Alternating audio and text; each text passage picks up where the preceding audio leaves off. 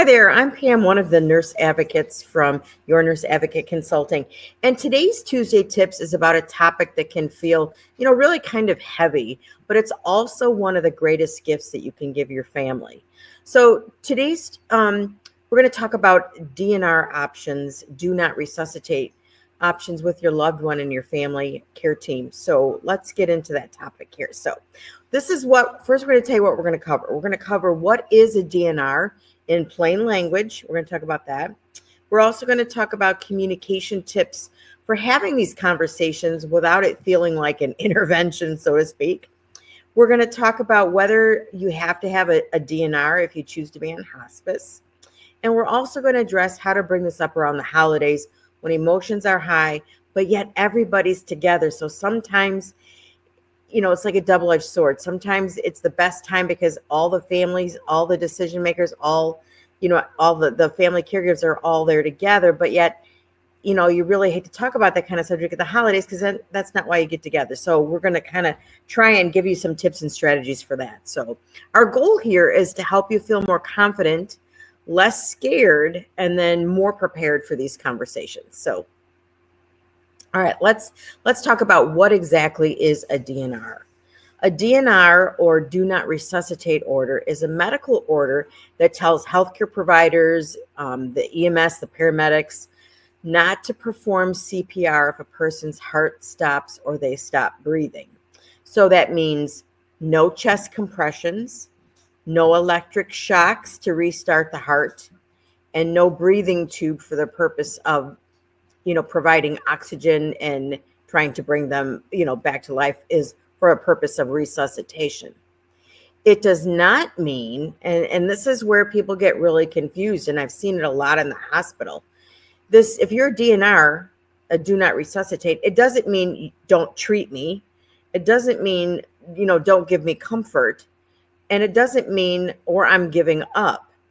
And so when you have a DNR, people can still receive medications, oxygen, pain control, comfort care, and sometimes even treatments, depending on their goals. So you might hear other terms like post, used to be called post. It might mean in other states, advanced directives, code status. These are all related, but today we're going to focus on the DNR piece and how to talk about it. So let's look at some communication tips. How do you start the conversation? These conversations are really hard because they touch on fear, they touch on loss, they touch on uncertainty. And so here's some practical communication tips to try and make this a little bit easier. Tip number 1, start with why, not with a DNR. So instead of opening up with, we need to talk about your DNR, try starting with your heart and your concern. You might say, Mom, I love you and I want to make sure that we understand what you would want if there was ever a medical emergency. Dad, I don't want us, to be guessing what you want us to do in a crisis. Can we talk about what matters most to you if you get really sick? And, this kind of frames the conversation around love and respect, not paperwork, not you need to get this done. We need to have these things in order. The other tip could be, use more open-ended questions. So ask questions that invite them, to share their feelings rather than yes or no questions. So for example, what does quality of life really mean to you? And this is a great question because they're going to tell you what's most important to them. They're going to say, well, I don't want to be on a machine for the rest of my life, or I don't want. So this is a great question to open up the conversation on what they would want in case they were critically ill. Or you can say, if your heart stopped, would you want the doctors to do everything they can to bring you back, even if that meant that you might not be the same? A lot of people don't realize too, when, good CPR, especially on elderly, they're going to crack some ribs. And when you're cracking ribs, you could puncture a lung, you could cause damage to the heart. I mean, there's consequences there. So it's really important that everyone understands, what that means. And then another thing that you could say is, have you ever thought about what you'd want if you couldn't speak for yourself? If you ever, was in a situation where we had to call 911 and you couldn't tell us what you wanted, and you're on the way to the hospital and we're worried, if this is going to be something that you can come out of or come back from, what would you want us to do? What would you want us to say? What would you want? And then pause. Let silence do some of the work for you. With this conversation, oftentimes people need, they need a minute to process. They need a minute to think about this, because nobody wants to think about their death.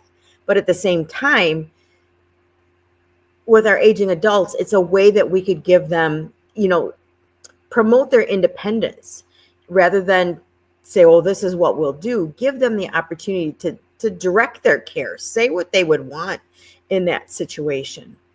And tip number 3 would be trying to normalize the conversation. You can reduce the fear by making it clear that, this is something many families talk about, not just our family. This is something, conversations that are being held on this topic with many families that have aging parents. And so you can say something like, a lot of families are starting to talk about this earlier, so they're not making decisions in a crisis. And we did interviews of some adult children of aging parents, and we asked them, what was their biggest fear in caring for their aging parents? And the number one common denominator during those interviews is the adult child said, I'm afraid I will be making the wrong decisions. And so this is a way that also your aging parents can give you a gift. They can give you a gift of lifting that burden off your shoulders of you worrying about whether or not you're doing the right thing, if all you have to do is just follow their wishes.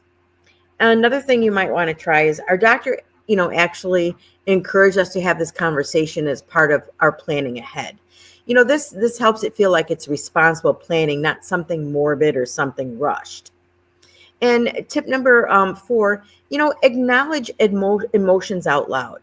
I can see this is really hard to talk about it. It's hard for me to talk about it too.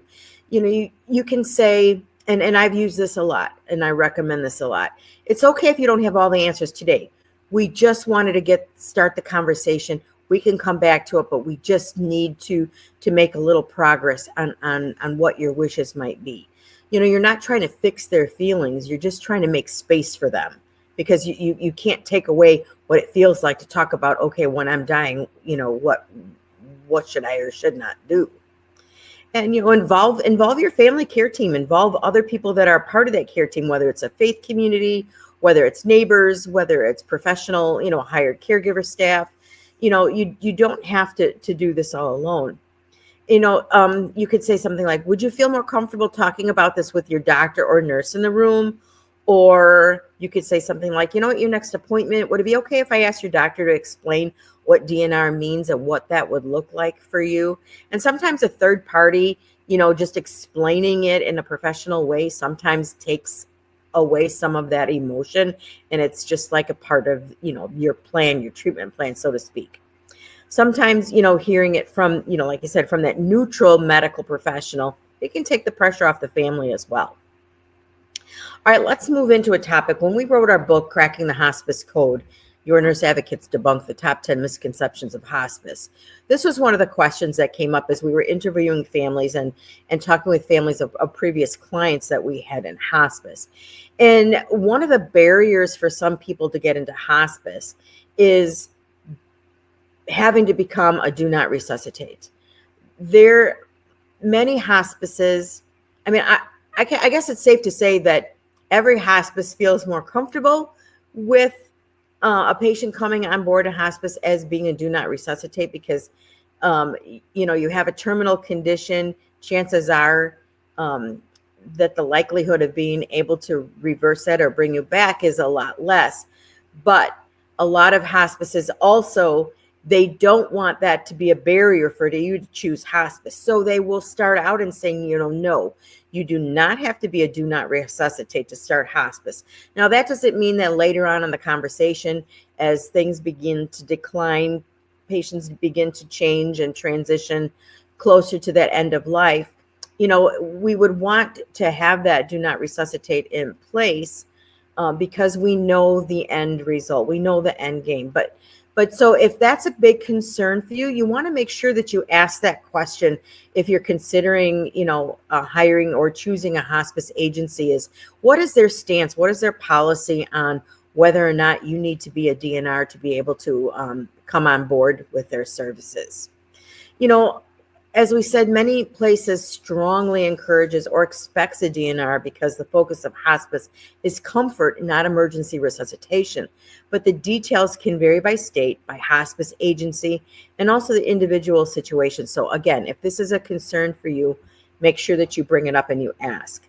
So hospice is about comfort and about quality of life. The goal is to manage symptoms, reduce suffering, and support both the patient and the family.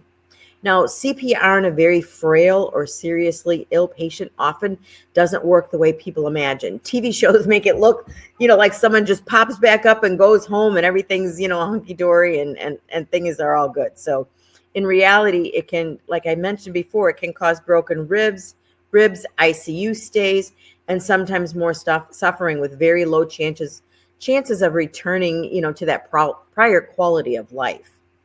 So you may have the right to ask questions. Encourage families. We want to encourage you to ask the hospice team, if I'm on hospice, do I have to sign a DNR? What happens if I don't?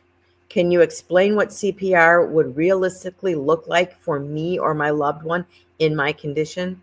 The decision should be informed and align with, your aging loved one's values. It's not about what the hospice agency wants. It's about what the patient wants. After understanding the risks, the benefits, and the likely outcomes, they need to make their own decisions. So you may want to say this to a loved one. You may want to say, well, hospice is about comfort, and that's why, they often recommend a do not resuscitate.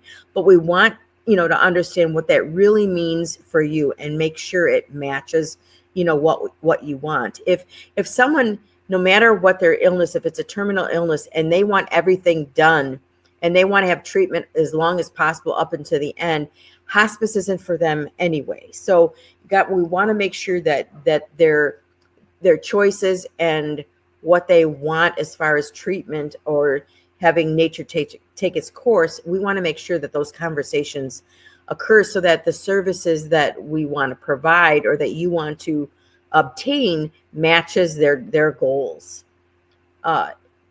We want to say, if you feel pressured or confused, it's okay to ask, for more time. You can have, what's really nice about hospice is oftentimes they'll do an informational session. This may be done by the nurse. This may be done by a social worker. And basically they sit down with you and your family and they talk about hospice and they talk about what it entails. They talk about the benefits. They talk about what it means to enroll and all of that and what's covered. And so you don't have to enroll when they come and do an information session. You can just gather information.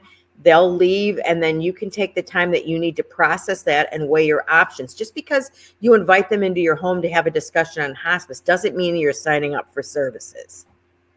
So make sure you and the family keep that in mind.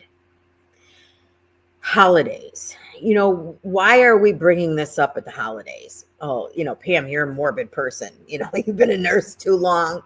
And I bring this up because oftentimes the holidays are the one time I think about myself personally.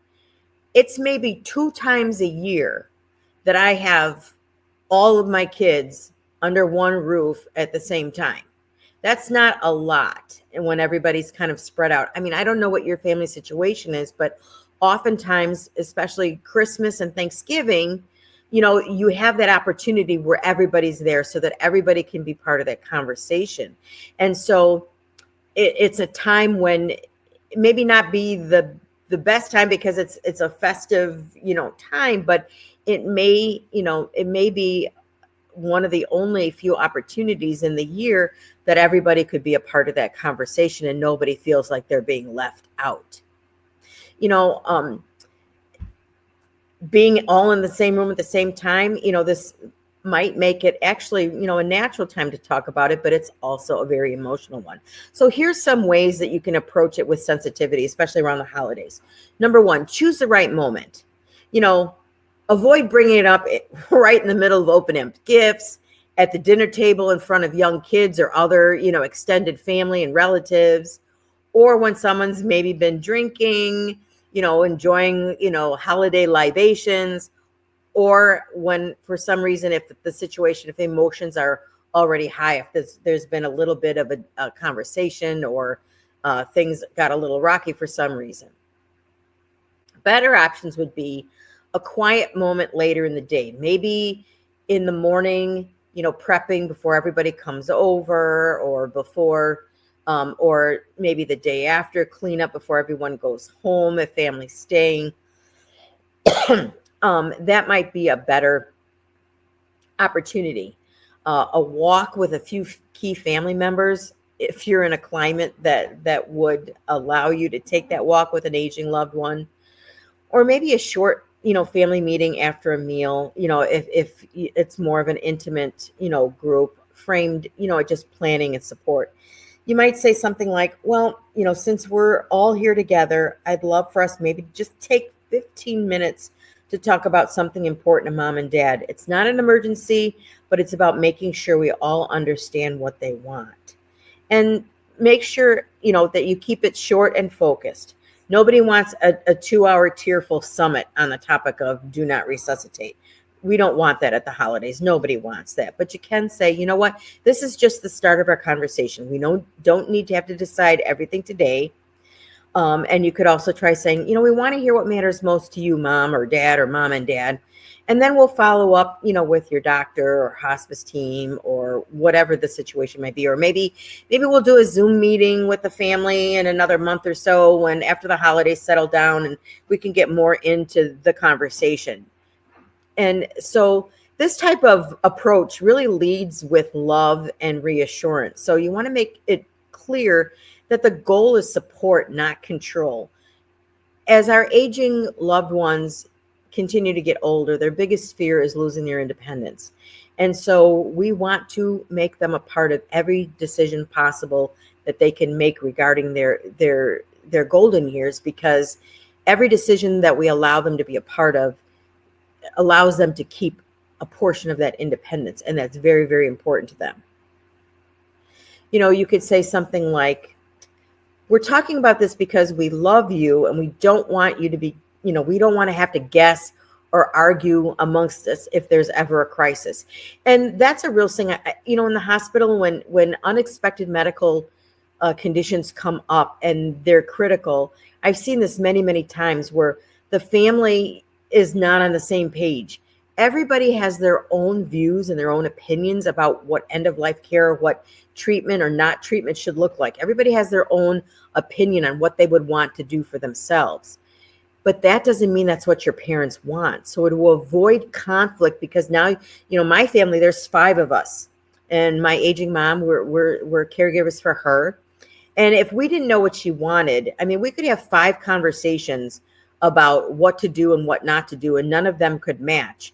But if you have these things addressed ahead of time, and your parents' wishes, even though you have different opinions on how you would handle it for yourself, everybody can argue to agree that, hey, we know maybe that's not what you want, but this is what mom and dad want. So we need to put our feelings aside, come together, because this is what mom or dad wants.